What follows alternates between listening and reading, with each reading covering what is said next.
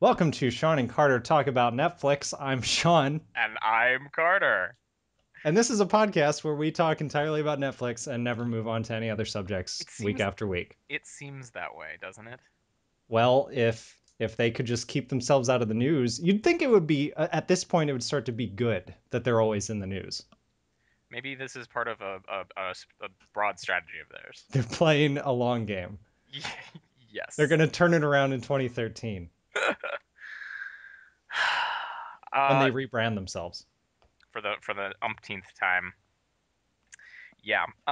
So I know that stuff related to my work is penetrating when like random friends of mine bring it up who don't like follow what I do, or like when there's like a parody of it, and like that's just like how you know something's entered the popular consciousness, and Netflix has had their moment. Oh yeah. They made it to Saturday Night Live, which is so bad. Yeah, I sent Carter this link. I turned on Hulu Plus on my Xbox, and they'll always have like these featured clips. And they had a cut sketch from last week's SNL that involved Reed Hastings himself, played by Jason Sudeikis. Yeah. They're just not doing so hot, and it comes on the heels of their announcing their quarterly financials, and that they not only lost subscribers, they lost 400% more subscribers than they thought they would. Ouch. That's not a factor you want to be off by. Mm-mm, mm-mm. It's about 400% more than you would like to be off by. Their stock was around 300, right? And now it's at 80 or something. I don't know the specific numbers, but it's fallen.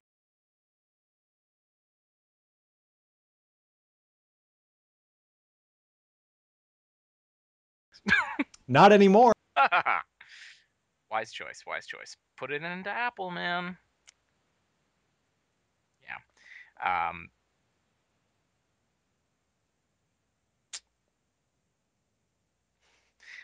don't bring that up. People will start tweeting at us thinking, "Why aren't you doing Sims 3?" Um, yeah, I just don't even know what to say. I will say that Netflix has something going for it if uh, they can take a tumble, and that tumble is 800,000 subscribers. They have so many subscribers that they can lose such a large number, but they are rudderless at this point. I hope that they don't wreck on the shores of Google TV and Apple TV. Yeah, it's definitely time for other companies to try and move in and take their market share away, Hmm. and they Yeah. will. Oh yeah, totally. The rumor mill around Apple this week is since Walter Isaacson's biography has come out with that quote of Steve Jobs saying he finally cracked TV. Um, the everybody's spinning their wheels. I think really, pointlessly, that Apple is gonna make a TV, or they're gonna have to do something with their hobby project, Apple, the Apple TV, to like change the way that we consume our television content. I would assume they want to make like an operating system for a TV, right? I think that they would use iOS or some version of iOS. Right, right. I Um, think that's what I think most of the companies that are trying to get into this are just thinking about putting their own version of their OS on a TV because TVs are just becoming more TVs are going the same way as cell phones and just basically becoming computers. yeah, yeah. Well, one of the theories being bandied about right now is that um, Siri is in beta on the 4S and in testing, and it will eventually be the primary interface to an Apple TV like product, where you just say, Siri, record the World Series for me, and it just knows how to do that, and it can figure out the timing. And And it's like I can't allow you to do that, Dave. there's a there's a website. It's stuff that Siri says, but it's not stuff. It's the stronger version of that. Right. And it's pretty hilarious what Siri has been programmed to respond. Oh my goodness. Good. If I'll link it in the YouTube Yeah, info. one of the things you can ask Siri is, where can I hide a dead body? And Siri says, "Where? What would you like me to?" It says something like, "I have found the following locations: ravines, uh, truck stops, and a variety of places where it may." Hydrochloric acid. Yeah, exactly, exactly. There are some classic things that Siri will say. Uh, and yes, it is. If anyone's wondering, Siri has been programmed to respond to open the pod bay doors. Oh, good, good. Yes, yes. So, all right. So, I guess we're gonna keep. We'll just keep watching to see how this slow burn train wreck, mixing metaphors here I am, goes with Netflix. I would not be surprised if they end up getting purchased by someone. I do you think that they want to get purchased at this right now? Do you think they're just hoping that someone comes along and scoops them up? Yeah, I mean, I think that Maybe they're HP. right. I think that their executives probably don't, but that their board probably does. Yeah. Um, there's a so I've been racking my brain about like things to watch for with Apple, um, to see if they're failing. And one of the big things that I've thought of is if they do a derivative in the next 5 years. Um, and that's sort of related to Netflix wanting to get bought.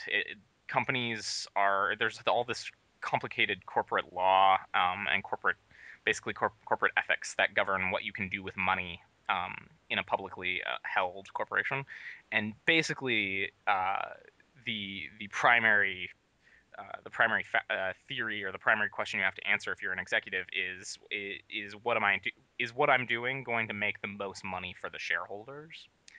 Um, and for Apple, they've got all this cash. They've got like almost $100 billion in cash. Is And that all? is that right?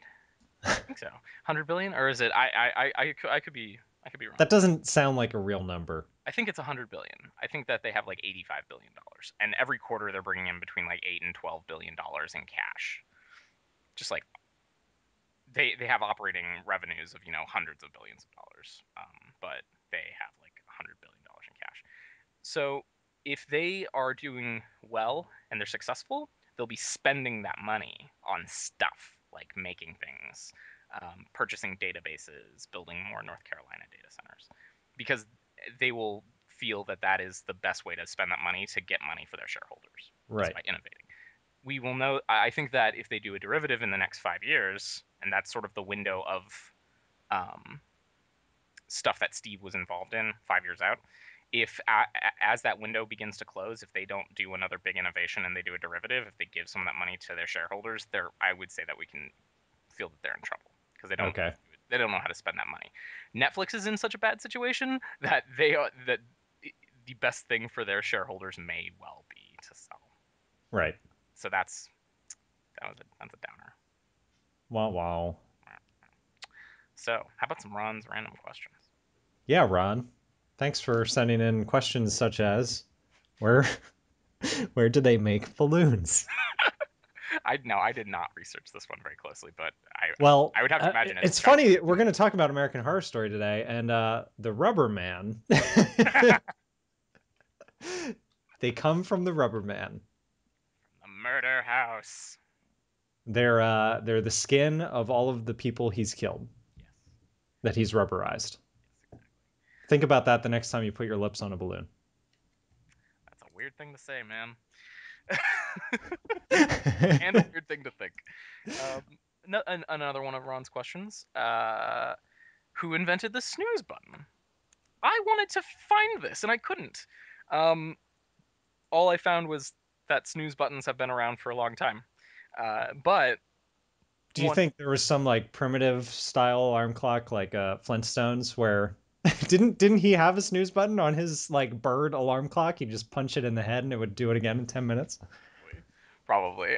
What I found was that even old like there were snooze buttons on analog clocks, on clocks Okay. with moving pieces. So there have been snooze buttons for a long time, and one of the theories why it's 9 minutes is that Engineers didn't really have the precision to make it 10 minutes exactly. They just sort of made it like, let's make it 9 minutes and change or whatever, and it'll be close. So most snooze buttons on analog clocks averaged out to about 9 minutes. And when they went to digital, after decades had passed and all those people who made those died, the new engineers were like, I guess it's 9 minutes. That's comes from the clock gods that 9 minutes is for snooze. So we'll just program it to be 9 minutes. Makes sense. Makes sense. But I don't know. Yeah, I couldn't find the person. If someone wants to do deeper research on the snooze button, tweet us who if there is an inventor of the snooze button. I'd And like to. Ron's final question isn't okay. It's not a question. The first part is the scenario. Yes. You come across a car parked on the side of an empty, forested road at night. Headlights are on. What do you do? Okay, so the answer to me is clear. Um, you sneak up around the car and you try and scare the driver because there's no way that this is actually there's no way in the real world that that is going to be a horror movie scenario. So you might as well turn it into one, but like flip it around and reverse it so you freak the Right. driver out. Like, go through your trunk, see if you can find like a Hmm. hook that you can put on your hand, and then just start scraping it along the side of the vehicle. Yes, exactly. I was telling Shawn before we started that I'm frequently that creepy car because I park. I don't park in the driveway here. I park like just off to the side. And one time I actually did scare some folks because I have Ohio license plates. It was like 11 o'clock. I was getting home real late from work. Although why were those people out in the first place? It was late. What were they Yeah, doing? what are they doing? What are they doing? Kids making out in a car or something? No, it was old folk. Old folk making out in a car or something? No, no, they were walking. They were having a nice stroll around the neighborhood. So, thank you, Ron. Keep sending I us. don't know. What would I do? What would you do? What would I do? I would do what I always do. I would ignore it. Re- That has nothing to do with me. I will keep moving. real life is much less interesting than the movies. When I'm not the protagonist in a story, I'm not that interesting. Yes, an American Horror Story. Ooh, Mm, mm. well played. Well played. Thank you. I'm. Carter and I had grand designs to do a whole separate podcast with Alicia, but Michael Sarah and his internet would not let us do it. Michael Sarah came and ruined everything again. Yeah, I don't know what happened. My internet was just not having it. It was like, I don't think I want you to record this podcast. I am gonna have a download speed slower than dial-up. It was pretty funny. Carter was giving synopsi, and Alicia and I would try and chime in, and then like 20 seconds later, Carter would stop. And we were like, what's going? Oh, he's lagging horribly. Yeah, but we recorded for a while, like a good strong like 4 or 5 minutes. So I think that it was just both of us being like, I guess we're just awkward sauce today, and with these I long I pauses. thought that eventually it would just go away, and I was like, maybe if we just ignore it and all, and no, it wouldn't. It just got worse as we went. Like Netflix. It's like it felt like time travel. It felt like we were moving at different rates of time. There you go. It's relativity. Right. Well, now we seem to be, unless like the stars are lining up and we're syncing up even though we're 30 seconds off somehow magically. I think our internet situation is fine right now. Yeah, I think we're okay. So we can actually talk about American Horror Story, but without Alicia. So that's sad. Sorry, Wow, Alicia. wow. Lots of wow wow this week. Okay, yeah. So hopefully everyone has watched American Horror Story. If you haven't, it's online for free. Go watch it. Go watch it. Yeah, at least the first two episodes are. Yeah. And they're all available on Amazon and the iTunes TV rental Huja. These So these are the places that are going to replace Netflix. So just keep in mind you're building your future library. I have all 4 episodes paid for and downloaded on my iPad, and I actually for the first three I downloaded the standard def versions, which are only $1.99. It's not that bad. But for Halloween Part One, I downloaded the high def version. It looks great. I'm tempted to only buy the HD ones, but they're very very Are pretty. they? How much are they? Oh, it's $2.99. It's just $1 more, Okay, but so they're for significantly. 50% more, you get the HD upgrade. Yes, you also have to deal with these very large files, though. It's like 1.2 gigs for a 40-minute episode, which If you delete it, you still have the rights to it, right? yes, That's the way it works. yeah, I actually deleted all of them, so I have more room on my little iPad. I know the Rooster Teeth guys seem to have all kinds of problems because they work on so many different computers and they get into all these issues with like they downloaded it to three computers and Apple won't let them download it to another one unless they fill out a form or something and they hate the syncing system with their iTunes account. Yeah, I'm the second you invoke the word sync, you have failed in the cloud game, which is and which is why when they unveiled iCloud, Steve Jobs like used the word sync maybe one time. They found lots of clever ways of using other words, like it pushes it from here to there, and it Right. moves it across, and it's just there, and photo stream, you see, blah blah blah. But and yes, in the background, things are just syncing.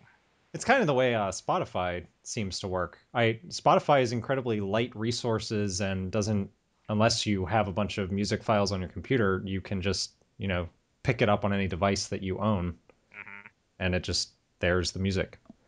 I've not upgraded to premium, so I had to do it, and it's amazing. And I do not miss those ads. Oh my god. that I think I'm to the point where I'm getting actually upset with the ads, and I may pay for it. I wouldn't have had as much of a problem with the ads if they had more. But I kept hearing the same like four ads over and over and I was like, okay, if I hear that ad one more time, oh, there it is. Stop. All right, all right. Well, you'll have to deal with a little bit, a few ads if you go to FX to watch American Horror Story. You will deal with none of them if you pay for it and download it or stream it on Amazon. So go watch it if you haven't watched it, and then come back. We'll wait. Tick tick tick tick tick. Okay, you done? Okay, and we're back. So, we got a lot to cover. There have been 4 episodes of this show, and a All right, lot's let's happened. sprint. Let's sprint. So, how are we gonna do this? Do you want to start with general what we think, or do you want to like Well, try Ryan Murphy synopsis? was born in 19 The history of television begins with Nickelodeon. Okay, let's not do that. Let's want to go episode by episode, do a quick synopsis, and say Yeah, what you talk about the episodes. Okay, sure. sure. I'll pull it up to double check all of our facts. Okay, yeah, fact check. Because I inevitably we will get some things wrong. So, the pilot. We're just gonna have to do this episode by episode and just chat about them because I can't even begin to talk about the episode without saying that I was very conflicted about the first episode. Yeah, I did my best to reserve my judgment of it because there's so much weird stuff in this series that you just have to kind of wait till you have a better handle on it to decide whether you're okay with it or not. I'm I am by the second episode I knew that I liked the show and I would watch it. And at this point with the fourth episode, I love this show. And I'm really plugged in. But the first episode, it was too weird, man. It was too much. I thought they tried to do too much and pack too much weirdness into it, and I was really turned off by it, frankly. Ouch. Yeah, sorry, Ryan. You picked it up though. I think that they maybe had to do it that way, but I just felt like an avalanche of information was just like coming down at me, and I was just like, I need I something feel that like I can that hold on happens to. with a lot of pilots, even of fantastic shows. Like it's just hard to figure out how to start. Yeah, but I mean, it was just like there's there's the marital problems angle. There's the family problems complications. There's the moving to a new house. There's the horror stuff that's happening. There's just like so much getting thrown at you. It's like I liked that in subsequent episodes it tried to focus a little bit more on certain areas to explore. Right. Um, But yeah, and it is pretty scary for a TV show. I was impressed even right from the get go. Yeah, and I read a little bit about the production, and one of the execs is a former exec of Nip Tuck, which was also on FX and was also created by Ryan Murphy. And he said this show, despite its content, he's had no notes on for anything that's needed to be toned down or changed or anything. He said Nip Tuck every week he was giving Ryan like, you got to cut this, you're showing way too much thrusting here, Yeah, back off on this. And he said this show he's just let Ryan and Brad Falchuk do whatever they want. FX is sort of in a very gray area where it's not quite HBO. You know, they can't get away with everything, but it's really far from network TV. Yeah, So they can say several words that you can't say on network TV. yeah. So yes, those are my general feelings about the pilot. Now, the and it's a little hard to synopsize it because a lot happens. So we get introduced to our hero family, the Harmons, which is Ben and Viv, played by Dylan McDermott, and Connie Britton, which I remember now. I didn't remember her name when we tried this the first time. Well done. Thank you. And their daughter, Violet. Uh, Yes. Ben is a psychiatrist, and they're this was the very this is a minor thing, but I hated this. Um, they are having family problems because Ben uh, had an affair with a student. He Yikes. had an affair, and they together had a miscarriage Yes.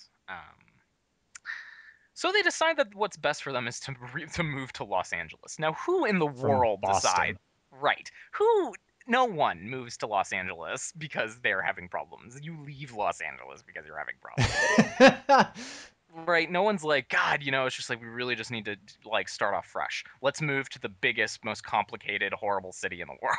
Yeah, if you're going West Coast to escape, wouldn't you have ended up in Oregon or Washington, I think? Or at least in Northern California, right? Like San Jose, San Francisco. Go up in the Bay. Maybe they knew the Twin Peaks reference or like comparisons were coming and they didn't want to go up north because that's where Twin Peaks literally was. That's true. Um, yeah, I don't know. They needed it to be in Los Angeles because they had that because of the background story uh, of the house. But I Which just we'll thought, get to. which we'll get to. But I just thought that it was silly. But basically, Definitely a weird place to pick to uproot to. yeah. But they're sort of like, okay, we're moving to Los Angeles, and then it's just like, let's go. Like time to dig into this. So I'm bought in enough that I'm like, okay, that's fine. Whatever. There are lots of little moments like that in the series though, where it's like they just sort of to do what they want to do, they have to kind of like check the card of like, uh, you know, why are they moving to Los Angeles? I don't know, family problems, and moving on. Well, chalk it up to the fate of the characters worked out by the universe. I mean, we're dealing with supernatural elements. We can just say like they had to go here. Yeah, exactly. But I think that it can sometimes lead to like shoddy writing. Like we can we can get away with stuff. Whatever. I Whatever. don't think it's that. I don't think it's that bad. So they Los Angeles is an expensive town, Sean. I've never been, but I hear that pretty pricey to live there. So their realtor lets them know about this fantastic deal. House, big giant house that's available for like It's 50% a of the market. steal. It's a steal. And it's Steal. beautiful. Oh, the stained glass windows from Tiffany. Tiffany's. Yeah, and oh, it's beautiful. All this. What is the wood? Is it cherry or is it cedar? I don't know. What if there? One of the characters makes a point of the wood in one of the episodes. That's the only reason why. Yes. And Um, Viv is like, I didn't even I notice. didn't even know. By the way, I love Connie Britton. She is my second favorite actor, and second favorite character in this whole show. Um, so they go to this house, and the realtor has to tell them because of full disclosure what happened in the house, why it's so cheap. Murder suicide. The previous residents, a gay couple who we meet later, hmm apparently one of them killed the other one and then killed himself. Yes. Well, that's what that's the That's story what we we get. know. That's what we That's what we know. think. Uh, To which Violet replies, "We'll take it." Yeah, she's She's like, sweet. she's a weird girl. She's a little emo, kind of teenager. I get the impression she wants to be a little weird, but underneath it, she's not. Right. She wants to be the what's the Adams Family girl, Wednesday, Saturday. What's her name? It's the day of the week. She wants Yeah, to be like that, but she's not really. She's pretty normal. Frankly, out of the three of them, she's probably the most normal. Ben has definitely. so many problems, and Viv is like just I don't know how she hasn't left this situation. So they take the house. We forgot the opening. We get a little opening in the 70s, Yeah, letting we us, get a 5 minute intro to what happened in the 70s. yeah, two gingers, two redheaded Fred boys, and George Weasley. Fred and George. Yes.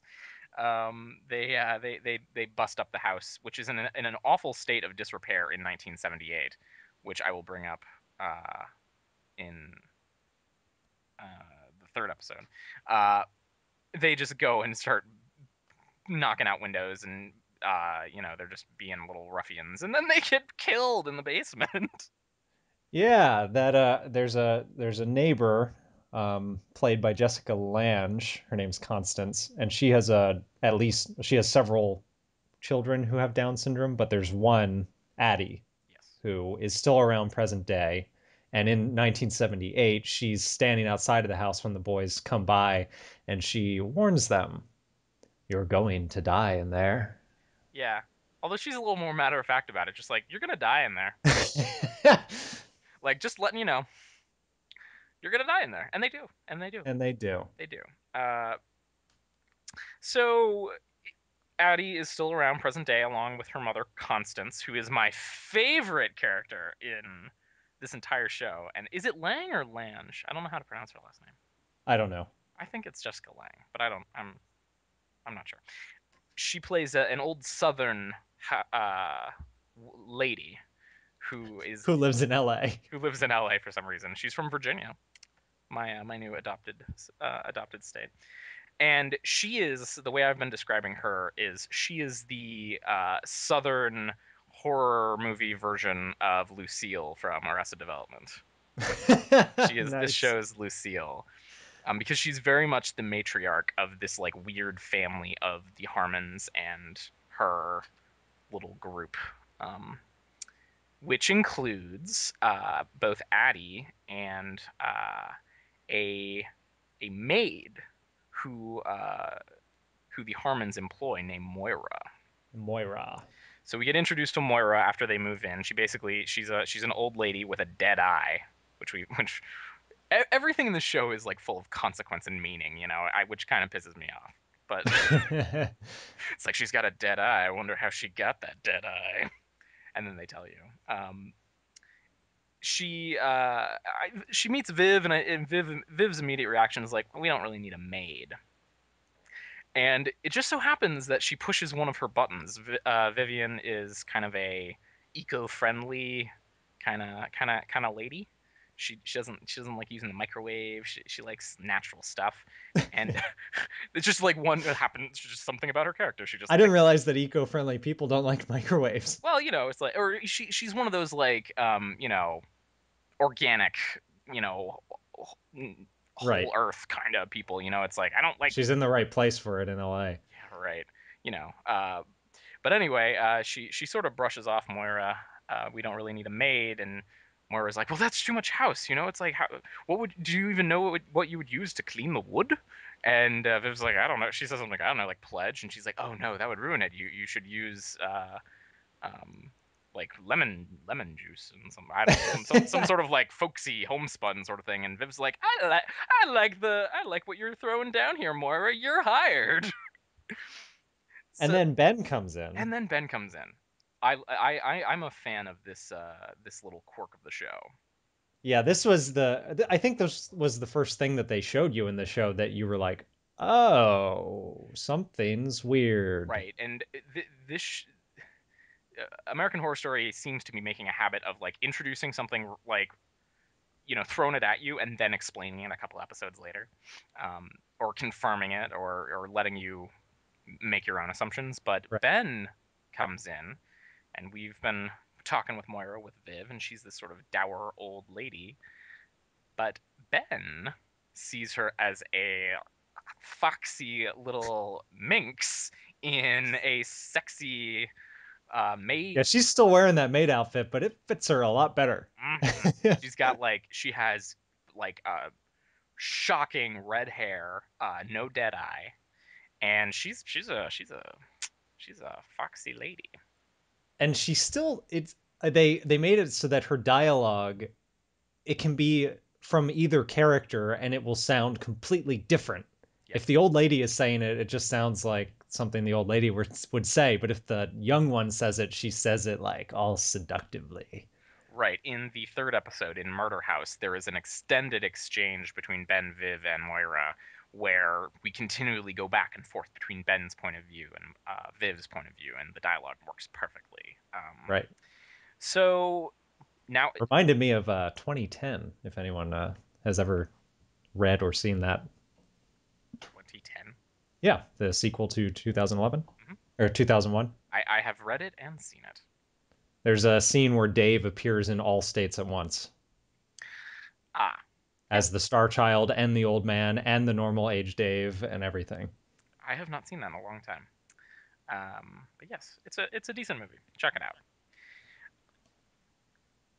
All right, so back to American Horror Story though, not Arthur C. Clarke.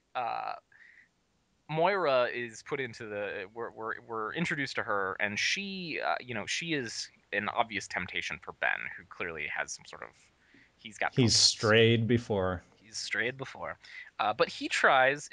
Moira does. Um, she tries to get Ben to stray, but he's a good boy, and he doesn't get down and dirty with old Moira, young Moira. If it was old Moira, ew, yuck. So that's one of, I guess you'd call, one of Constance's familiars is Moira. Moira seems to take orders from Constance. Yes. Another of her familiars, or another of her flock, is a young boy named Tate, who is a patient of Ben's and has lots of issues and lots of problems, but he begins to insinuate himself into the family and strikes up a young romance with Violet. And that's all. That's basically all we find out about Tate in this episode until the end, when he tries to scare one of the local girls in the basement of the murder house. That happens in the first episode, right? I think so. I believe that is true. And if not, we're moving right through, so it's fine. It's true. It's true because the second because it's in the second one when we start to learn more about Tate, because he helps out with the home invasion that happens. Right. So uh, a final piece of this, what's going on here is that Addie is drawn to the house, and Constance has she's got a bit of back and forth with Ben and Viv, saying that you'll never be able to keep Addie out of this house. We don't know why she likes the house. And she's not kidding. They really can't keep her out of there. No, she's like in the basement, in Under Violet's bed. under Violet's bed, which is less creepy than it sounds when you say it. When it happened, it was like, oh, you're just under the bed. What are you doing there, Addie? What's going on? What's going on here? Playing shoots and ladders under there? Yeah. So a lot of stuff happened in the first episode, but I would say that if you wanted to boil it down to the nub, it's the the focus is on Ben and Viv's failing marriage, and what they're going to do about it. And they are torn apart by Ben's infidelity and the child that they lost. Um, and there's a lot of very emotional acting that happens, lots of yelling, lots of crying. Check it out. I'm not gonna. No reason to synopsize that. But at the end of the day, um, Ben and Viv end up getting starting to get closer to one another, and they actually have sex for the first time in a year.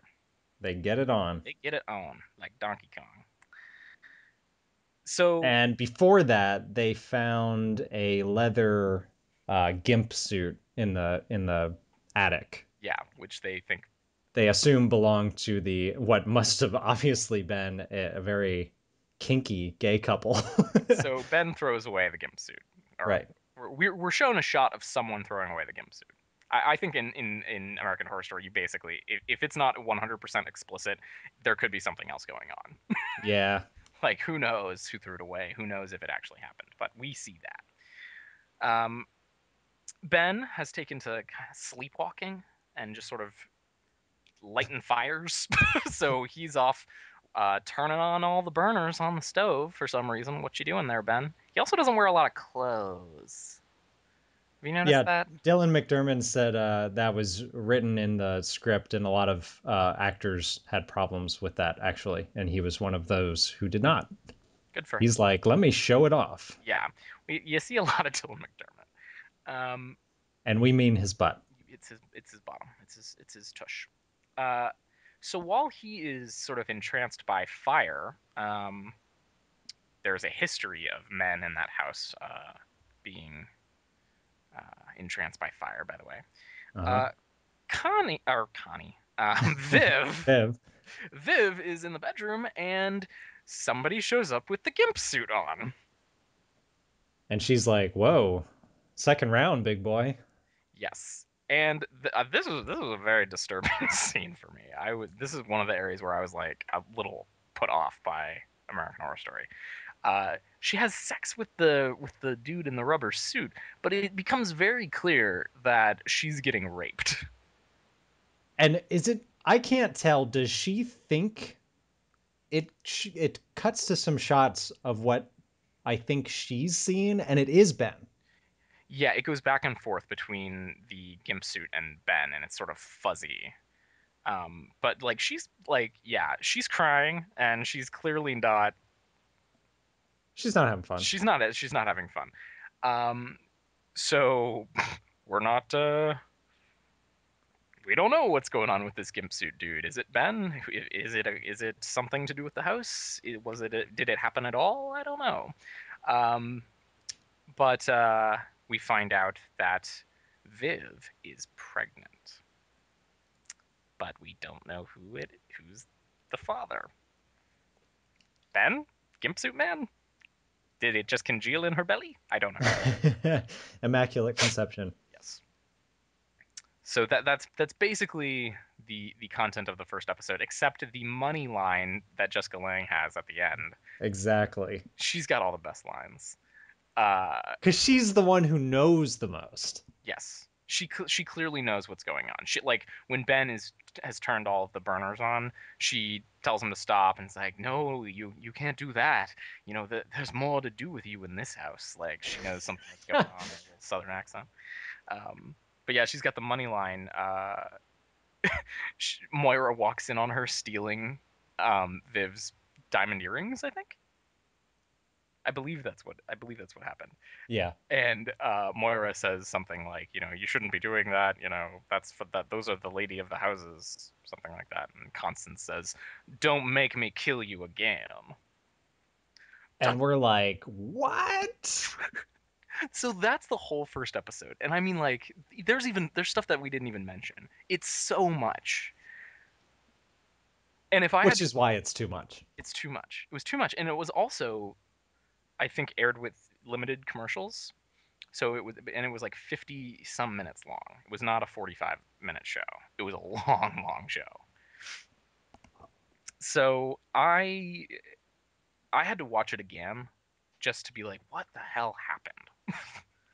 Um, And and did you figure it out? no, I have no idea. I have no idea. The first episode is inscrutable to me.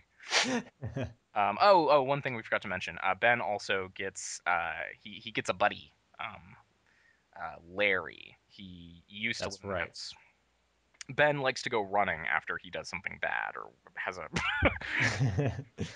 something stressful happen. So while he's running, he gets approached by a guy in a black suit with a black tie who used to live in the house and just got out of prison because he had murdered his wife and daughter by burning the house down.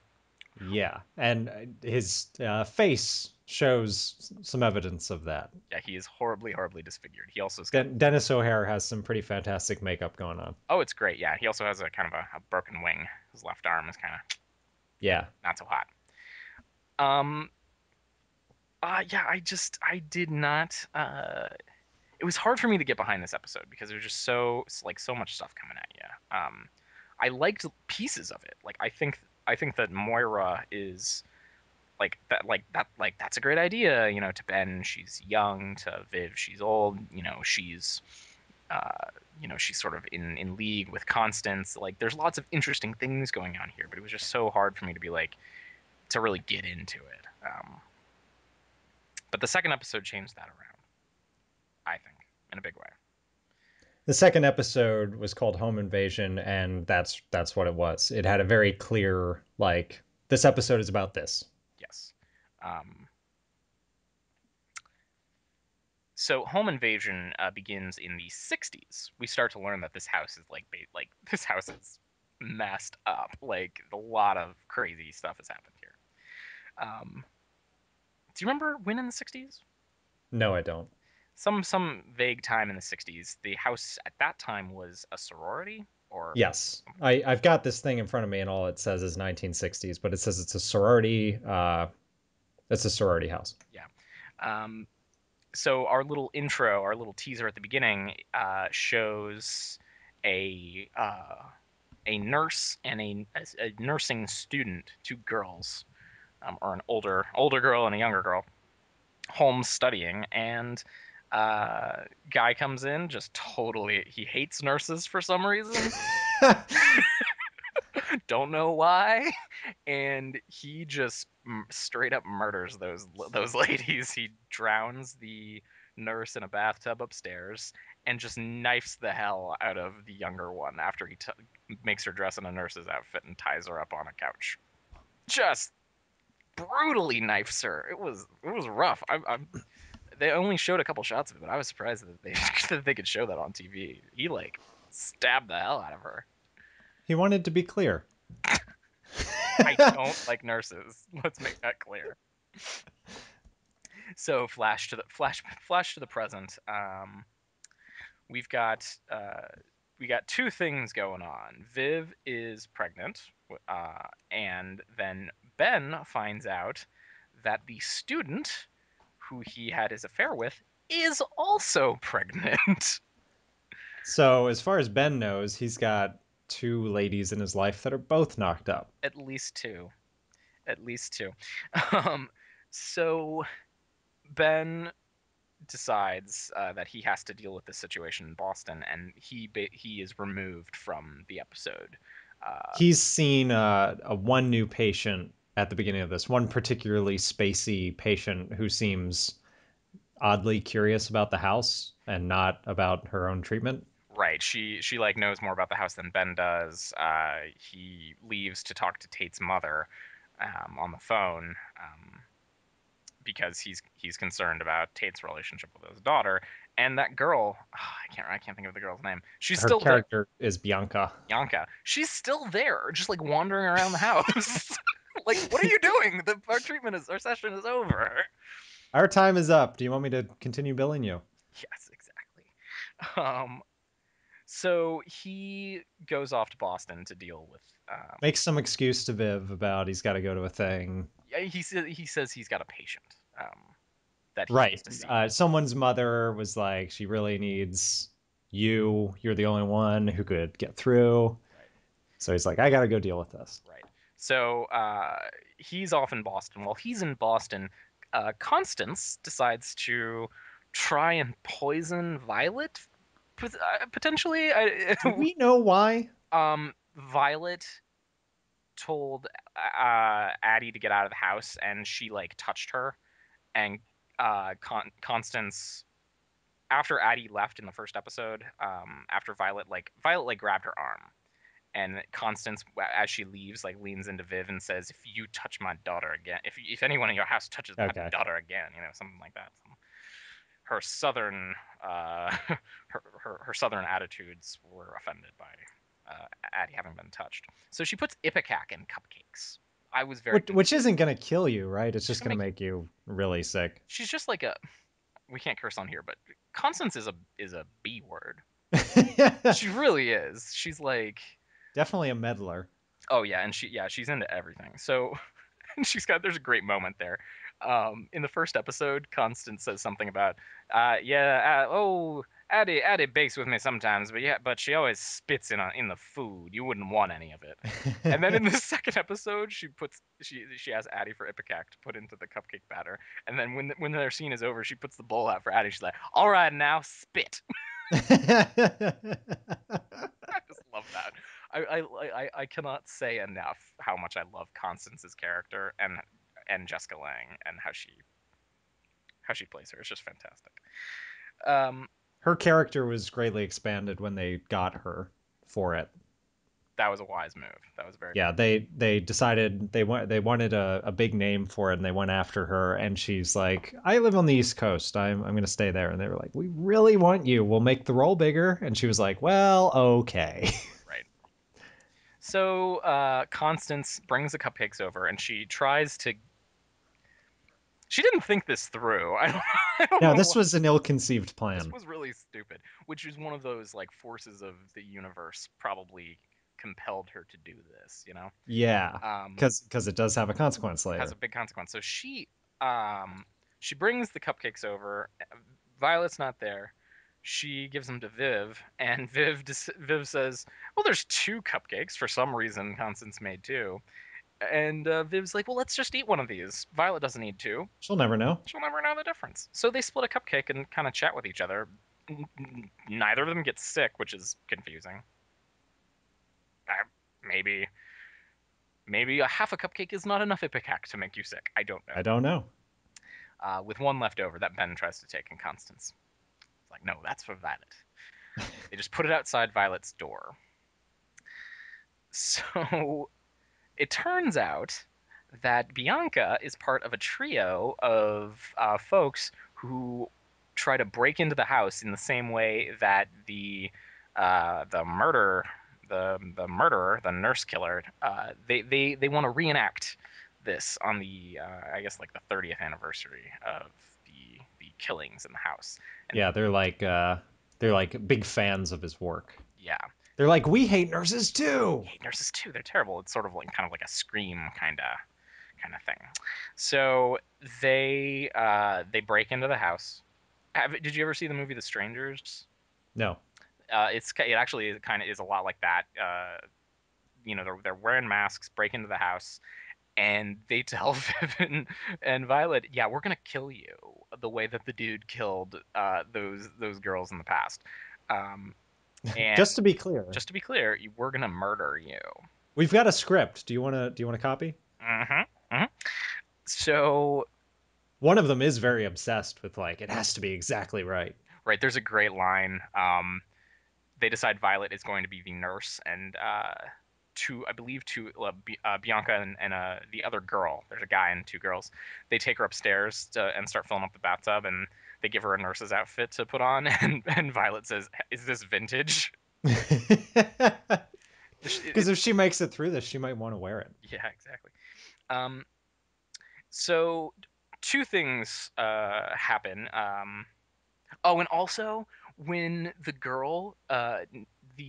other girl, not Bianca, when she knocks on the door to try and get Viv to open it, one of the best moments of the series happens when I was literally cheering and going like, yes, yes.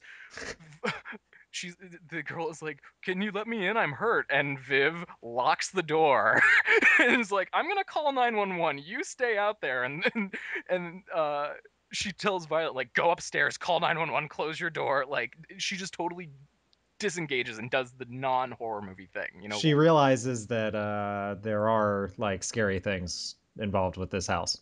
Right? And I just love the girl's reaction because the girl knocking on the door, she's got some blood on her head, and she's like, "Can you let me in? I'm hurt." And Vivian is like, "How did you get hurt?" And the girl's like, "Can't you see I'm bleeding?" She thought this ploy would work. Right. Well, it worked on the girls in the 60s, but Back Viv's when everyone was so trusting and you could hitchhike anywhere. right. Viv is a little more. This is Los Angeles, and I don't know who you are, and like, what's going on? If you've got blood on your head, I probably don't want you to come in here. Right. Um. So Addie is in the house because Somehow, somehow again, she's in the house, and Constance basically gives her a little like she's talking to one of the trio, but she's actually talking to Addie. Like, I'm sure someone is gonna go tell on you, and we're gonna get out of this situation. Uh, Addie gets it. Oh, have we addressed the Addie? Oh, yeah, you mentioned that Addie has Down syndrome. yeah. Yeah, She at this point, Constance has told Vivian that she's had four children. They've all been deformed in some way except one who died. yeah, she the way she puts it is he was taken by other things. Yes, and who knows what that means. Right, who knows what that means? But that he was a model of physical perfection. She dated a model, or she was married to a male model. Yeah, she's got weird kinky things going on. We're not sure how she gets pregnant. Right. Um, when Addie comes home, Constance is with like a 22-year-old guy. Because of course, that woman is what you go after if you're a 20-year-old model. Right, exactly. So it's not clear if this is maybe a Moira situation. That was the first thing I thought of. If this Or if is she's really just capable of getting hotties. right, if she is some sort of seductress, if he's a figment of her imagination, I don't know. It's unclear. Well, Addie comes in and tries to alert Constance to the situation that's happening over there. So I guess maybe we can say, maybe we can't say that Constance doesn't know everything that's going on in the house, right? Certainly, because she didn't believe her. She didn't believe her. Addie says, "There's a man," because Addie saw Viv talking to the dude. Like, there's a man in the house. Yeah, Addie's not great at explaining herself She's not, either, which no, did not help. no. She just says, "There's a man in the house." To which Constance says, "Yes, I know. I don't like him either, but we're just going to have to deal with it." She's talking about Ben, I guess. Or who knows? Maybe it's the Gimp guy. Who knows what she's talking about? It's so ambiguous. Uh, she gets pissed with Addie, and what a cruel punishment! She makes her stay in a closet full of mirrors. Which obviously is not Addie's favorite thing in the world. Right at the beginning of the episode, when they're making cupcakes, Addie asks why she doesn't look like the girls in the magazine. Constance gives the mom answer of, "Well, you were born with other gifts." And Addie says, "Like what?" And she's like, "Well, I don't know." I'm sure we'll find something. Sure, we'll find something. So, oh, we forgot to mention in the first episode in the pilot, uh, Violet gets into a fight with one of the local girls over smoking on the school campus. Right. So Tate suggests that they just freak her out so that she doesn't like mess around with Violet. One another ill-conceived plan. It's like, well, okay. Um, and they lure her to the house. Violet pretends like she's got drugs Right. and take her down to the basement. Classic horror story move. Right. Hey, I got drugs in the basement. They bring her down to the basement. Tate's down there, and they turn off the light, and I turn on a strobe light, and Tate starts like just doing weird things and saying weird things. But then it's really obvious that there's like a monster in the basement, and it like Yeah. screws up this girl. Like And as my assumption is it is the same monster that got the twins, Fred and George, which I'm just going to keep calling them Fred and George. right, because they're still with us. Yeah, There is a basement monster. there's a monster in the basement. It looks like a creepy like a goblin in a clown outfit that's been like buried for 20 years. That That's came what you thought it looked like? yeah, that's what I thought it looked like. And Tate has some control over it, or he knows how to make it like happen, or who knows. Appear or whatever. Right. So in the second episode, Tate also just happens to be in the house for some reason, and gets literally like 10 seconds alone with Violet and just says, "Get them to the basement." We already know that from the first episode that weird things happen in the basement. And so does she. So she believes him. Right. And he says that to her, and then someone comes into the room, one of the girls, and Tate just like disappears. Just Like he into the fades into the wall. walls. Yeah. So there's our first inkling. Is Tate a ghost? Is Tate real Is he or part of the house right? or what? Right. We don't know. And no Moira in this episode, was there? No. Yeah, she wasn't Actually, she appears at the end, but we'll get there. right. So, uh, Violet is up, about to be drowned, and sort of offhandedly says, "Well, you're not even doing this right. This isn't the right tub. We remodeled the house. The real tub is in the basement." And for some reason, the girls buy it. At uh, this point, they're kind of the invaders themselves are kind of freaked out because the people they've captured have kind of fought them and escaped already, and they're just like they're frazzled. right. This is So not going the way they wanted it it's to. not going the way they wanted to. And they're running out of time because they want to do it at the exact time that it actually happened. Right. Bianca makes a point of saying like, "I don't do it yet. I want to be there." To which her friend says like, "We got to do this now." Well, remember that cupcake with the ipecac? Bianca eats it. Why? Who knows? She She decides. thought it looked good. So she gets violently ill. Violet has convinced the other girl to go downstairs. So they're separated. And while Bianca is being violently ill, Tate appears again with an axe and just hacks away at her side. Oh, and we forgot to mention Way to that. go, Tate. Way to go, Tate. We forgot to mention that one, like, when Bianca is talking with Ben, she says she has this recurring dream of trying to escape from an elevator, and it starts going, and it cuts her in half. Yeah. Good dream. Good Good, dream. good dream. Well, Tate clearly knows something about that, and just hacks away. Dreams can come true. So there's one down. Violet goes downstairs with the other girl, and who's in the filled tub but dead nurse from the 60s? Woohoo. Yeah, the ghosts of the house are coming to help the Harmons.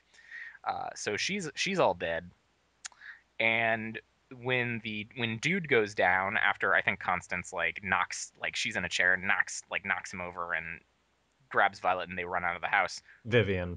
Right. Dude goes downstairs to see what's going on down there, and it's both the nurse and the girl from the 60s, and yeah, he doesn't last long. Nope. Deaded. So that's pretty freaky. All the while, Ben is with this crazy girl. She is a nut job. Hayden is her name. Yeah. Played by Kate Mara, who's going to be in the star of the Girl With trilogy coming out soon, starting soon. He's in Boston dealing with this baby. Hayden decides to have an abortion, and she's got this thing. She wants to make sure that Ben is focused on her and makes him turn off his phone. So he doesn't know any of this has gone down until the morning when he turns his phone on. When Not good husband move. No, and at the abortion clinic, and while Hayden goes back, he turns his phone on, sees he has 21 missed calls, and just flies home immediately. He's like, I gotta go. Gotta go.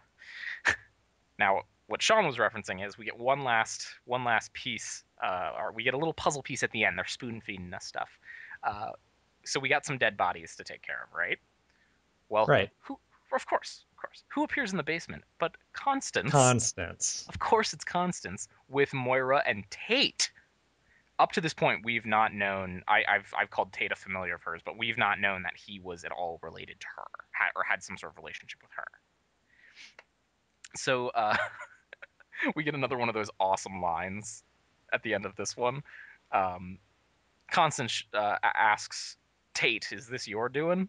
And he says, "No, it was them," just sort of vaguely, like them, whoever that might be. Right. And Not his decision alone. no, um, So I think someone says, "Well, we've got to get rid of the bodies," and then Moira says, "You get the bleach, I'll get the shovel." Just perfect. This is not the first time this has happened. Yes, they're used to crazy things like this. Uh, They've cleaned up a few messes in their day. yes. Uh, so Ben arrives home, and Viv says immediately, "We got to get out of this house." The right move. We have to get out of this house. And I thought that too. I was confused. Like, what are they gonna do to make sure that they have to stay in this house? I like that Viv is constantly the logical, non-horror character. Yeah, She's just reacting logically to sh- everything. she's smart. She's like, we're selling this house. Like that is happening. Which leads us into the third episode. But I the second episode saved this series for me. I don't know about you, but if the second episode had been as confusing and complicated as the first, I would have been all right. I guess I'll watch this because we're doing this thing on the podcast, but I don't know if I'm gonna keep watching this show. This was much more focused, uh, and I'm not surprised that I liked it so much since it featured Constance quite a bit. Yeah, we get to see that she's a force, some kind of force involved with this house that we don't quite understand. Yes. So that leads us to the third episode, Murder House. We want to sell this house. All right, all right, Ryan and Brad, how are you gonna get them to stay in the house? Uh, I was waiting when this episode came out. I'm like, what dumbass thing are they gonna do? What ham-handed way are they gonna keep them in this house? So Well, they don't have any money. they give us two reasons. Ben has lost all of their money because his broker was like, I forget, like made some bad moves or whatever. They are not financially secure, and Vivian is concerned about her pregnancy. She thinks that there's something wrong with the pregnancy, and their OBG basically says, "Oh, you can't move. Like that's way too much stress for you to move. You've got to stay in that house, or you could have a miscarriage." Yeah, they list all the like most stressful things in someone's life, and it's like um, dealing with death, Yeah, it's having a child, or moving. or moving is a huge stressor for baby. Um, so once again, it was sort of like, yeah, you can't, you don't have any money, so that's why you have to stay in the house. Oh, and the baby could die. Moving on. We're just gonna. All right, now you're stuck here.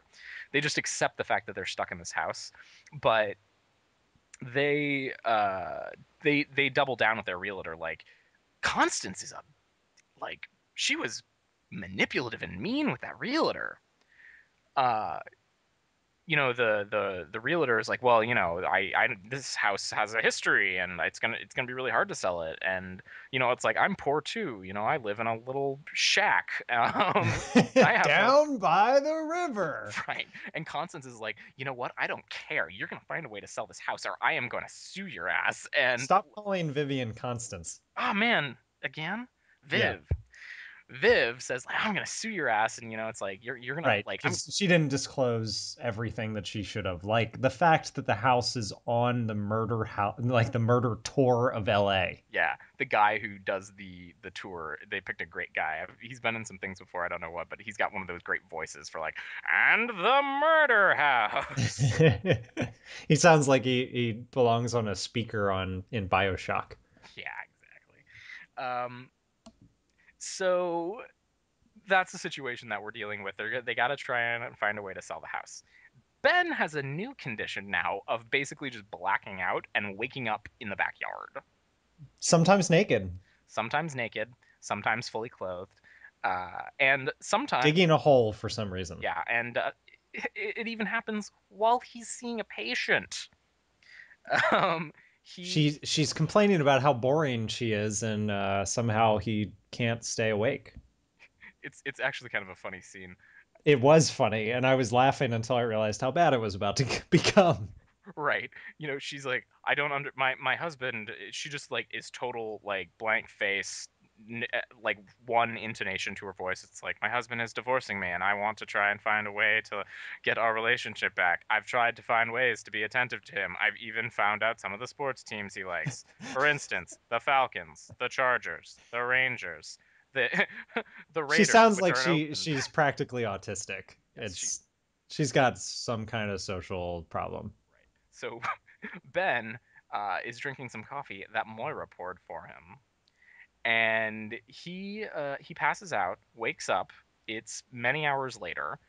He's got blood on his hands, and that patient ain't nowhere to be found. And Moira was cleaning up some kind of mess that he may have left or someone left, Right. and he's looking for his recorder that he puts out for his appointments, and it's gone. It's gone. Moira is she's being very vague about what happened and what she's cleaning up and where the recorder is and all of that. But basically, we're led to believe that Ben probably killed this girl, and Moira is cleaning up the bloody mess of him having murdered her. Because as we learned in the last episode, that's one of her many job duties. She cleans up. She cleans up messes. She actually has a line, I think, in this episode or the one before, maybe the first episode. She's got a line with Viv that, you know, Viv asks her like, "Don't you get tired constantly cleaning up for other people all day long?" And Moira says, "We're women. That's what we do. I just get paid for it." She's a very interesting character. We learn a lot more about her in the fourth episode, the one that just aired. So Is we this when what's her face shows up? Hayden shows up. Yeah, Hayden has come from Boston, tracked down Ben, and she comes into the house. Now Viv isn't there, and he's like freaking out. Like I would She runs into the house and she's like, "Vivian, let's talk. right, I'm stealing your man." uh, right. So he convinces her that he will meet her at a coffee place and gets her out of the situation. Uh, and what we find out from the uh, Ben passes out at the OBG's office and they do some blood work on him, which they do. I have something called a vasovagal syncope, uh, and it's tied to a phobia of mine. I have a fear of injections, and just saying it right now is making me like get a little dizzy. Whoa, really? Yeah, and I had to I if I am getting an injection, I need to like drink a Gatorade beforehand and have them, uh, or especially if I'm getting blood taken, and then I have to be in a on an incline so that my head is lower than my feet so I don't pass out because I'll have a seizure. Whoa! Yeah, Things we learn about Carter. yeah. And actually, I had some blood work done because I had like some pain in my chest, and doctors wanted to make sure I didn't have like a heart attack or something. It was stupid. It was I just stretched a muscle. But I had a seizure on like in the hospital, and so they had to keep me for 4 hours. And I had an IV in, and I was hooked up to the monitor. And if I looked at the IV, my heart rate would lower like 20 beats per minute. Like I could make myself become bradycardic. So uh, they will do this. This is for real. They will take some blood and do an EKG on you if you have a seizure.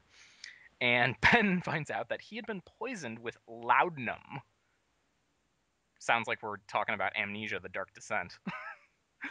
Laudanum is a drug that has not been used since like 1922. Yeah. It's an opiate. Doctors would use it to as an anesthetic back in the olden days. And that ties into the old original history of the house, and we start getting that picture from the murder house tour, which Viv decides to go on for some reason. Because she wants to know what they're saying about this place that she's trying to sell. Right. So we learn about the original history of the house. Do you remember the doctor's name? I can't think of the doctor's name. Charles Montgomery. C. Montgomery Burns. No, seriously, his name's Charles Montgomery. I know. I yeah. And his So wife, Nora. Nora. She looks like a Nora. They are a classic 1920s couple. Her voice is fantastic. She's like, darling. She's got one of those like yeah northeastern. Uh, Interestingly, they are also from the Northeast. Isn't that weird? Isn't that weird? But yeah, they move out there to be so Charles can become a doctor to the stars. But he's got kind of like a Frankenstein complex. Yeah, he. Did you catch this? He's trying to make creatures. He's trying to make take a turtle and a fish and make a fertile or Right, right, right. one of the things he was working on when Nora scolds him to come upstairs was he had bat wings and a pig. He was trying to make a pig that could fly. Like That pig. This um this doesn't this isn't gonna work. What do you mean this won't work? so It's a matter of weight ratios. that's one of the things Siri will tell you. If you do that Monty Python line, it will ask you what type of bird that European or African. um, so they're on very similar situation in the 1920s. The family is bill collectors are calling and Charles he's just spending his day doing freaky experiments and not doctoring. They need some money. So wife comes up with the solution. Illegal abortions. The back She though. finds girls who need to get out of trouble. She actually calls it. She specifically calls it their obligation, which Hayden uses that same language with Ben. Interestingly, Uh-huh. that he has an obligation to her, and that the obligation is a baby. Um, and I would pay attention to that. The show is very intentional about language, and I'm sure that that is not a coincidence. Um, so it's not entirely clear, but what's going on? It's clear that Charles is giving girls abortions. I took away from it that he also maybe started killing some of the girls, but that may not be true. Oh, I don't know. I I don't. didn't. He certainly performed a lot of abortions, which also means logically that he had a lot of dead babies to play with And he his did. experiments. Oh, that happens in the last night's episode. Last night, I watched it last night. In this most recent episode, we don't find that out in this one, though, do we? No. No. We just know the story gets interrupted because Vivian starts bleeding. On the tour bus Mhm. outside of her house. As soon as she starts hearing this story About abortions, about abortions, and that's what led her to the OBG she starts bleeding. and Ben's situation. Right. So later, she like runs into the house because she's bleeding, and the guy's like, "Hey, lady, you can't go in there." And she's like, it's my house." This is awkward. Awkward. I was on the tour, and this is my house. So after all of this has gone down, and Ben is trying to defuse the Hayden situation, he gets some advice from Larry, incidentally. Um, Viv interacts with Nora. Nora knocks on the door and comes into the house, and she's dressed up like the 20s, which Viv doesn't seem to care about for some She reason. doesn't. Well, she's like, it's LA. Whatever. People are weird. Um, so this is the first. I think that this was an important moment for the series because to this point, we have seen evil dead ghosts like the nurses and the two little kids, Hmm. and weird people like Moira and Tate, but we have not seen someone who we know has to be dead and must be a ghost yet until Nora. And they're nothing but explicit about it. Yes, they're like, yes, Nora is definitely dead. It's definitely Nora, and she's a ghost. We pan around to see the back of her head, and there's a hole in it. It's like Sixth Sense. Yeah, oh, man, I was just thinking that. Oh, you know what we forgot to mention at the top of the episode? Moira. That's this episode, right? Yes, she won't leave Ben alone. No, no, no. Well, yeah, she's totally over Ben. But the cold open for this episode is in That's right. 1982 or 83, 5 years after the Fred and George got killed. It's Moira, young Moira, and some guy who starts feeling her up. Turns out that it's Constance's husband, and she walks in on them, and this is clearly not the first time this has happened. Some business Right. goes down, and she straight up shoots Moira in the eye. Boom. Boom. And oh man, she had a good line with her husband, but I forget what it is. And then she shoots him 5 times in the chest. Yep. Got He's away with done. got away with it though, it seems. It does seem that way. It does seem that way. Um, so there's more confirmation that Moira is probably a ghost, almost certainly a ghost. I think the final confirmation for me comes in this past episode. Yeah, she's a ghost. She's dead. She's Yes. not like reanimated or like something else. She's a ghost. That's actually we're going to learn that at the end of this episode. Yes, we will learn that at the end of this episode. Uh, so everything comes to a boil when Ben forgets to go see Hayden. Totally forgets about their little meeting at the coffee place. Well, S he did have that whole like memory loss drug thing going on. right, Can't blame him. right. And actually, he deals with a cop who comes up and is like, "Hey, you were the last person who saw this girl, and nobody can find her. Do you know what Right. happened?" His patient that disappeared after he passed out. Right. The cop's like, "Well, let us know if you find anything out." So Hayden shows up, totally frantic, and Ben is just like, "Let's just go. Let's leave right now, and We'll we'll go talk about this. talk about Everything will be okay. you were saying something like you knew something was going to happen. Like, Well, at this point, I was like, there's no way these things can coexist. right. He cannot be juggling these two women. Either he's going to get kicked out of the house, or something's going to happen to end the Hayden situation. And then something happened to end the Hayden situation. Yeah. Larry is waiting for them when they leave the house, and he takes a shovel right to her head. It's one of those awesome, like, surprising, just jump out nowhere shot, and bonk, good sound effect down to the ground. And then he hits her a couple more times, right? Yeah, Ben is like, "Oh my God, what did you do?" And he's like, "Oh, not quite dead." Hold And on, let me just bam. hits her 3 times. So the hole that Shawn was referencing, Larry's like, whoa, hey, look at that, you got a hole. Wait, You wait. must have known this was going to happen, right? Look, you got started. So Ben is just totally distraught, doesn't know what to do, and Larry basically says, "Look, you can't. We don't know why, but you can't be caught having done this, and you also can't have this girl have a baby. Like that, the universe will explode." He doesn't say that, but it's like this can't happen. I had to kill her. So just your hands are I'm just clean. thinking of you, man. I'm Yeah. just helping.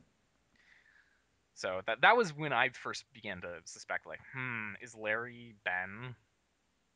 Like, is Larry real? Like, he can't be a ghost in the conventional sense of the house. I don't because he's out in the world. Right. But we can the mythology stuff starts really getting into high gear in this fourth episode. But uh, I, he could be Ben. I don't know, or he could be like an aspect of Ben, or if Sure. Ben could have done it, is what I'm trying to say. And a line from the beginning of the episode kind of comes all the way around. They're trying to figure out ways to make the house more appealing to sell, and Constance just sort of subtly hints, like, it might be nice a gazebo. A gazebo would be nice out there. And Constance definitely has her own reasons. Mm-hmm, mm-hmm. So Ben builds a gazebo over the body of Hayden. Um, Now, what's interesting, very interesting, is that when Larry is burying Hayden, he finds a dead body on the grounds, which all we see is some lace. So it could have been Nora, or it could have been Moira. And then the camera pans up, and there is Constance and Moira in the house. Once again, how the hell did these people keep getting into the house? And when Ben lays the cement down, Constance has some one of her strange lines, "Now you'll never leave," to Moira, hinting, I guess, that if your body is on the grounds of the murder house, you will be there forever. Yeah. At least So hints. we have to assume that that was her her body at the bottom of that hole. Right. Um, and that's all they give us in Murder House. Still more questions than answers, I would say. I think, in the interest of time, Yes. we should take the Halloween part and wait until we see the second episode and talk about both parts next week. I think that's a good idea. We will talk about Halloween Part 1 and 2 next week. Uh, But I Mr. definitely I agree with you. It is the first part of the Halloween episode or episode series has been the best episode so far. Yeah, I loved it. A lot of stuff goes down. Not like in the first episode. It's just like significant things happen in this fourth episode. Yeah. Check it out. So catch up and we'll talk about Halloween part 1 and 2 next week. Um, Last week, Shizzy mentioned on Twitter that she thinks that we're intentionally making the episode shorter and shorter. So this is for you, Shizzy. It's gonna be an Yeah, extra long we're episode. doing it out this time. Yeah, because we're not done. We got to get some paranormal activity up in here. Paranormal Activity 3, man. All right, so this episode is spoiler-tastic. It has been with American Horror Story, and it's going to be with Paranormal Activity 3. Especially, so go watch Paranormal Activity 3, and we'll wait. Tick, tick, tick. I would say anyone, if you liked Paranormal Activity 1 and 2, there is no reason you would not like the third movie. Yeah, no. If you liked the first one or the second one, see this one. This one is, And hopefully you've seen both because it's just going to be more rewarding if you've seen the second movie as well. yeah, totally. So I just like my general thoughts. I thought it was maybe not way better, but it definitely was better than Paranormal Activity 2, which I really liked. Yeah, I did too. I thought that this was better than Paranormal Activity 2, and this is probably better than the first Paranormal Activity. I just have a lot of affection for that first one since it's the first one. I was the thing about the sequel that so surprised me that they really like I don't think there was a lot of that story in place in the first movie. I think he had ideas about what he wanted the mythology of the movie to kind of be, but the second movie clearly had a plan, and the third movie just fell right into delivering the rest of that plan. Right. It's sort of the opposite of the Star Wars prequels. Like there was George Lucas pretty clearly had no idea what those first three episodes would be, and he had the opportunity to work it in so that it made sense with the three movies he had done, and he failed utterly. Yeah, yeah. Whereas this, it's same thing. Oren Peli, like I'm sure he had no idea where how this story came to be, and then the And right. thank God he's not saying that he did. Yeah, I know. Um, but they found a way to extend and expand the story, and I think it makes a lot of sense and worked really, really well. The how I'm going to bring Apple into this is I think that Paranormal Activity as a franchise, the showrunners, the producers, they treat the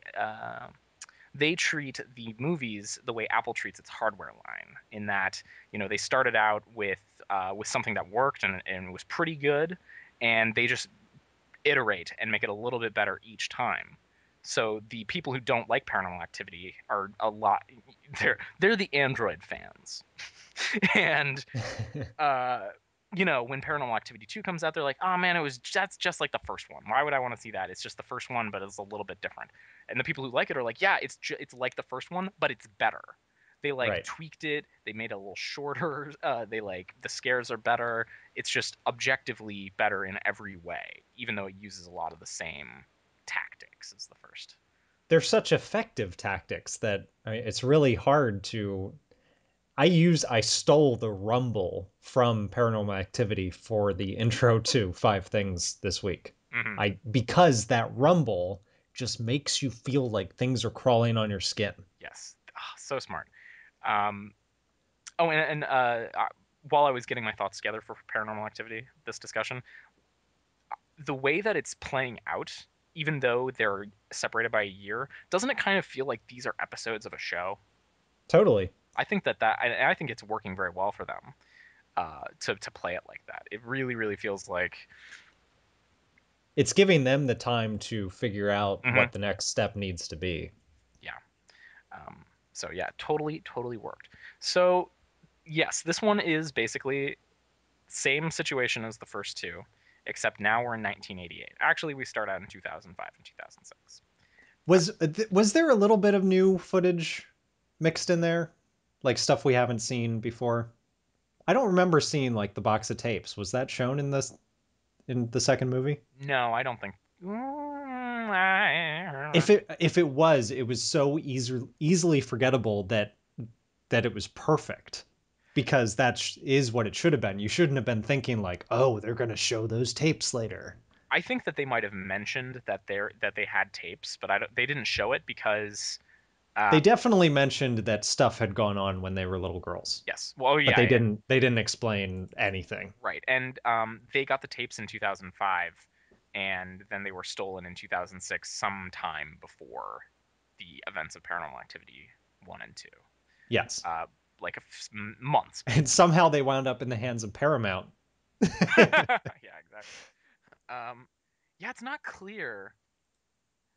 Yeah, now that I'm thinking about it, the what's going on in Paranormal Activity and Paranormal Activity 2 is like we found these tapes, right? You know, it's Right. so presumably like we're watching them because the police department or someone made them available. So who the hell has these tapes? That's actually one of my only problems with the movies, and it's not a major problem, and I understand why they do it, is that when you get into a sequence that's pretty like it's the sequence that you do want to see what's going on because scary stuff is happening, they start chopping. Hmm. Like all of a sudden they'll jump ahead 10 seconds and then jump ahead another 5 seconds, and you're like, why aren't they showing that little bit? Like if it were an actual tape, they would have that part. Yeah, But they're doing it on purpose for effect and to not show you too much, but just show you exactly what they want to show you. right. I mean, I guess like the thing the sort of kind of plot hole that is going on here is well, I don't know. Maybe it's not. Maybe we'll find out in Paranormal Activity 4. We'll have to wait till next Halloween. But who took the tapes and who's watching them? Mm-hmm. Like, are they in the public somehow? Did the police find these tapes? Like, after in Paranormal Activity 4, are we gonna find it? Something goes down with Katie and Hunter, and she has the tapes, or I don't know. Who knows? Yeah, I really liked the way another found footage movie, Cloverfield, Hmm. it handled it with like this is military classification, blah blah blah. This is the events of Operation Cloverfield, whatever. And it's like this is a military like study so that they can understand what happened. That was a cool way of explaining the found footage. Right. The original Paranormal Activity basically, uh, it doesn't say this explicitly, but it's like the police department has these tapes. Yeah. Because they say something like thanks to the Featherstone family, or I can't think of their last name, and the whatever police department. Right. So tiny bit of stuff going on in 2006, 2007, and then we're back in 1988. But did you notice that there were more than just tapes from the 80s? There were tapes of Katie from 1992. So So there's that's the next movie. who knows? I don't know, but I saw that there were tapes not just from the 80s. So now we're back in 1988, and Perfect house for 1988. perfect. Oh my god. I was like if if my parents had like taken us to one of their friends' houses like in 1988, I wouldn't have been surprised if it looked exactly like that house. Yeah, I'm like the couches, Right. totally. Everything that everyone wore. Oh my god. It was I know it was only 20 some years ago, but it was just it was very weird because I was a kid at that age and I was like everything looks strangely familiar. Yeah. It is there. Kids, if you don't know what we're talking about, there was a very distinctive style between like 1987 and 1993. It's not a good style. It is not a good style. And Sean and I are definitely children of that era. So yeah, it was perfect. So we go back in time, and they basically flesh out the story of Katie and Christy and their demons. So this is the this is the thing that all these movies have to deal with. They have to. It's sort of like what I was saying with American Horror Story. They have to like check the card. like, why do they set up all these video cameras? Why is this family so obsessed with taping their lives at night? I But said to Alicia that as long as one of the characters is suspicious of paranormal activity in the house, it seems like it's okay. right. Like as long as a character is like, I think something weird is going on, I'm going to set up a camera. Then it's like that's all they really need to do, Yeah. And and that's what happens. mhm. Yeah, and since we're dealing in the 80s when that type of equipment was expensive, we actually only get 3 cameras as opposed to many more in the previous And the film. reason he has that many is because he's a wedding videographer. Right. He we're referring to is the boyfriend of Katie and Christie's mom. So Is it, I couldn't figure out if he was her boyfriend or the stepfather. I guess it doesn't really matter. I don't think they're married. Okay. So yeah, some weird stuff is going on. His name is Dennis, by the way. I would not have remembered that. Some I weird. didn't remember that either. Oh, you looked it up. Yes. So basically, the way that this gets started is Dennis convinces the mom to make a little sex tape. That's right. And I asked you earlier, like, is this rated PG-13 or R? And you were like, I'm not sure. And then we looked it up and we were like, it is R for something about sexual content and drug use. And you were like, oh, that's right. Okay, yeah, I remember that now. Yes. So the mom, the mom gets high. they She, they get a little stony baloney. they get a little stony baloney, and he Dennis convinces her to make a little sex tape, and you don't really see anything, but as they're making it, there's an earthquake, and the camera falls, and it's one of those classic paranormal activity. Like the camera is now on the ground, it's just like not moving, no one has it. They leave the room to get the girls, and you see something. Yes. And because it's an earthquake, when yeah, of course Dennis is going to go look at the tape because he wants to see what they captured of the earthquake, and he sees that thing pretty much immediately. Yeah, it's there's clearly an invisible figure in the room, and some dust falls on it, and then it moves, and the dust like falls off. Yeah. So he's like, "That's creepy. Let's set up cameras." So he sets up one in their room, um, one in the girls' room, which is oh man, that's another '90s thing.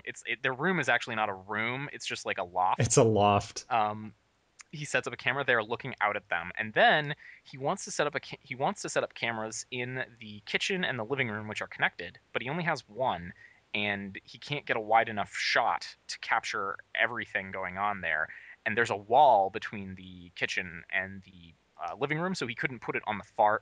Go see the movie if so you know what I'm talking about. But he couldn't put the They camera. they so obviously did this on purpose. Yes, They picked this floor layout for this reason. yeah, like if you would think you could put the camera on the other side of the living room, but then you couldn't see the kitchen. And if you put it in the kitchen, likewise, and also the kitchen is just really small. You couldn't see everything if you put it in the corner. So what's a man gonna do? What's he gonna do, Shaw? He's going to tear apart his girlfriend's oscillating fan. This was so cool. This is one of my favorite parts of the movie. Um, Puts a camera on an oscillating fan, sets it up so that he basically gets a panoramic view of those two rooms as it oscillates very slowly back and forth. Right. And the way it works is it will get all the way to an end, and it kind of pauses there for a brief moment, and then it slowly starts going the other direction. I'm sure that they actually used an oscillating fan rig. Why wouldn't they? Yeah, It behaves exactly the way the fan would. right. This is the source of a lot of the scares in the movie. Um, this was a really smart You realize thing that to it's a do. gimmick, but you don't care Right. Yeah, because it's such a good gimmick. such a good gimmick because you just know, like, oh, it's coming around. This is what I was telling Shawn, like, what the thing that they do where it's just like amps up the like freak you out factor to 11. It's like, no, please don't start going to the right. Please don't do it. It's gonna be something creepy. It's beautiful. It was such a good idea. Yeah, and they use it I don't want to say constantly, but they use it quite a bit. There is a great use of this when they have a babysitter over and she was playing a game with the girls of being a ghost, and she had a sheet on, like, "Ooh, I'm a spooky ghost," she goes downstairs to work in the kitchen, and she's got her back to the rest of that whole room. And as the camera goes back and forth and back and forth, we see a little figure way in the back uh, with the sheet on, and then Under a sheet. and then it comes back around, uh, and the camera does its oscillations a few times, and then suddenly the little figure is right behind the girl, and then the girl turns around and it just falls to the floor. And she's like, what is this sheet doing What here? happened? Um, yeah, there were really great gimmicks in this one. There are some really, really, really creepy shots. And you mentioned this on Five Things: no blood and no gore. Really, You don't need it. you don't need it. There's a bit there. The end is pretty graphic, but there's no blood certainly. Yeah.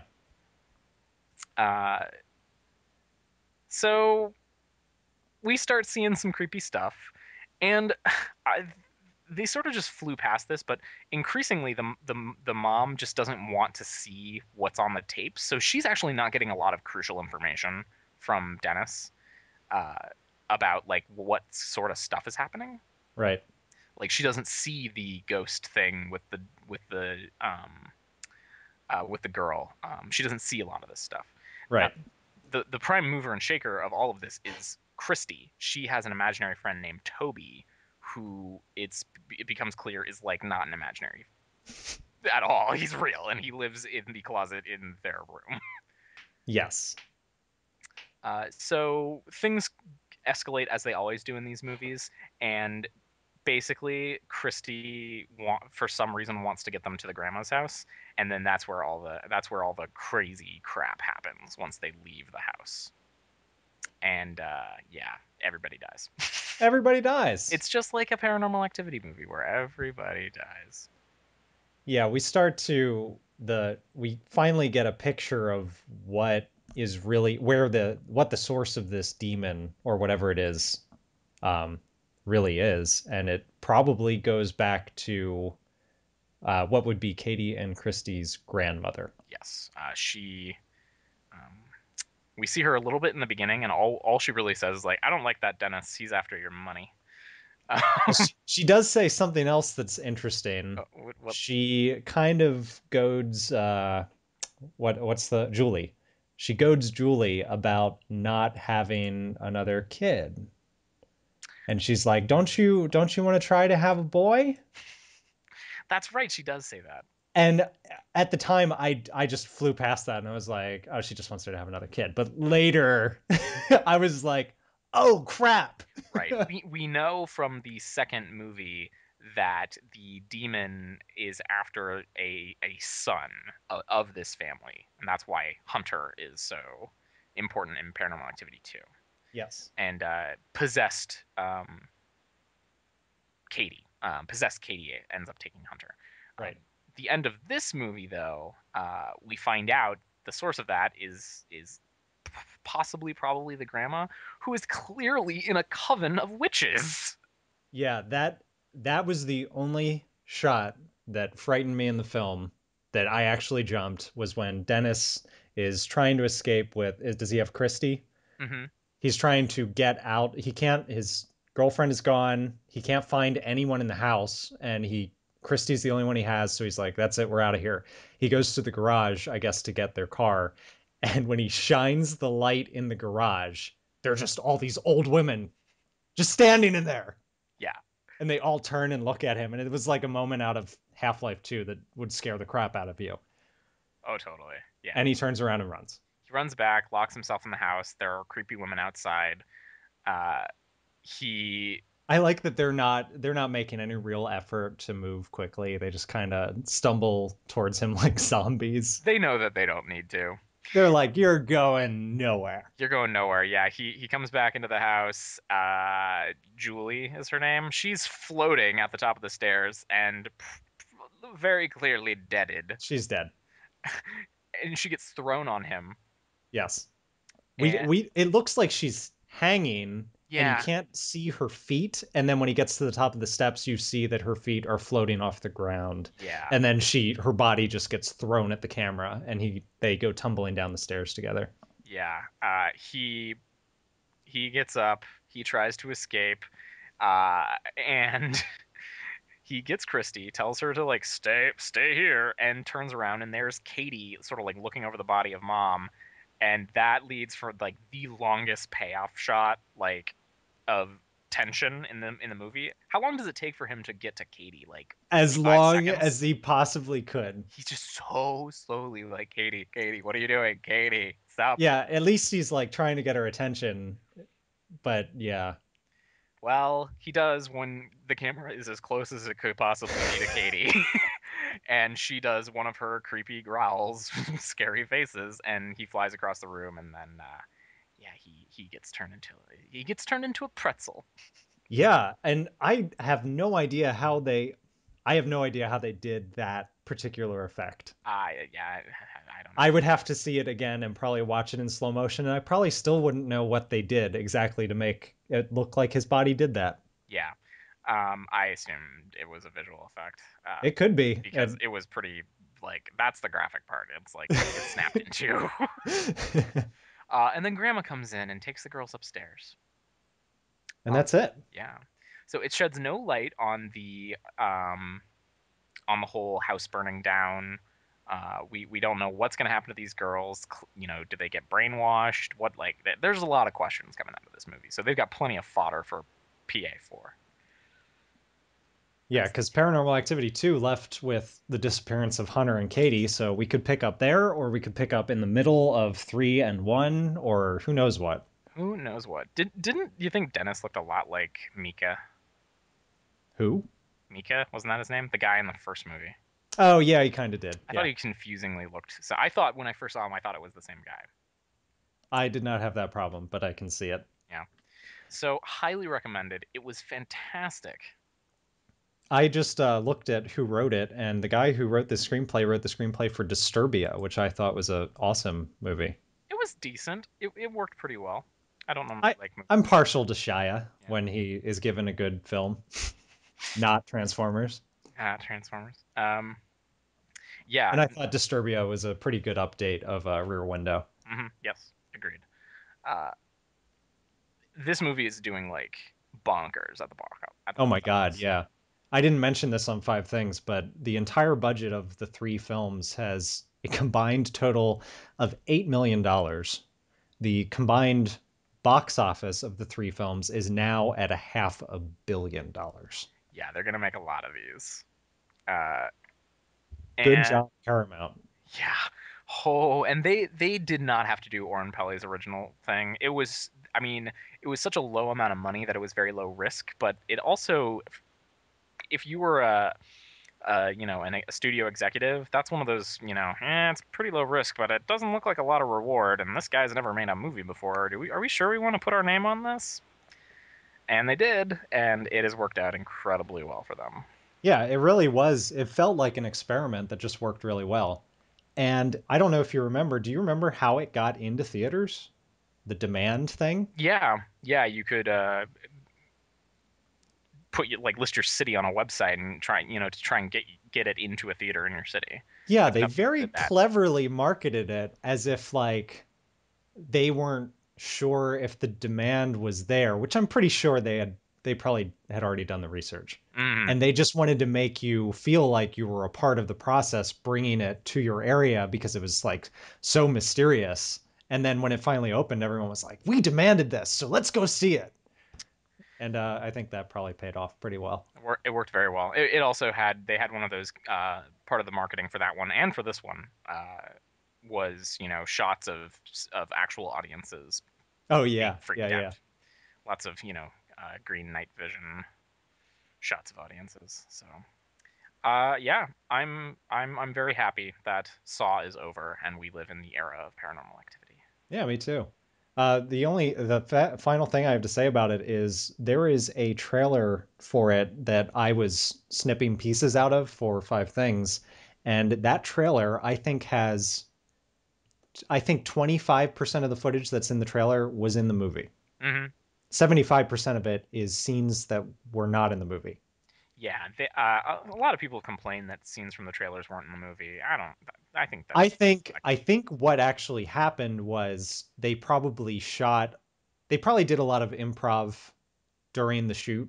because they weren't exactly sure the way they wanted the plot to be, or maybe they didn't want the public to know like a lot of the stuff, so they just shot extra stuff, and then it just didn't end up in the movie. Yeah, well, I read an article about this. The director said that they basically shot and edited this movie at the same time. Well, that's good. I'm Um, glad they did. yeah, they so that they could go in different directions. So it's like, yeah, they had to do a trailer. They just used what they had, you know. That means the DVD will be packed with all kinds of stuff. Yeah, there should be some fun stuff on the DVD. But And that trailer has like they definitely had like a spiritual guy come to the house and mhm. like fill them in on the coven and stuff. And he like in the trailer you see him get thrown across the room in front of Julie.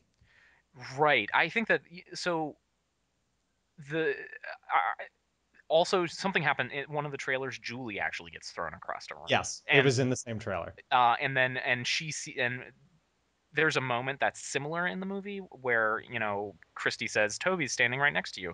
In the trailer, she throws Yeah, water on him, and you can see it. It actually happens. right. I think they cut a lot of that out so that Julie would be hesitant to leave because she doesn't really know that there's all this weird stuff happening. Um, and the payoff for that is the kitchen scene. Like the ghost, the Toby knows he has to like get Julie convinced that there's something going on. So they do another scene like the one that you like so much in Paranormal Activity 2. Yes, yes, they did. It's so awesome. I still They don't want to do. I don't want to spoil it. No, let's not spoil that Just one in watch it. case anyone's held in this far and still hasn't seen it. So It's a good one. it's a good one. It's a good one. I was like, It's one of those good one takes that you're like, how did they do that? it was It's awesome. clever editing. Very clever. So, your homework for next week is make sure that you're caught up on American Horror Story, particularly the Halloween episodes, Yep, watch it. It's good. and we will talk about that and other things. Who knows? Maybe I will have purchased Netflix. All right, man. Sweet. All right. So we did it. Extra long episode for you guys to make up for our short ones lately. Yes, you're welcome. All right. Anything that you want to say to us? Just make a tweet at us with hashtag SCHP, and we will answer it at the top of next week's episode. We sure will. All right. We did it. I'm Shawn, and this has been Shawn and Carter have a podcast. I'm Carter. What See he you said. next time.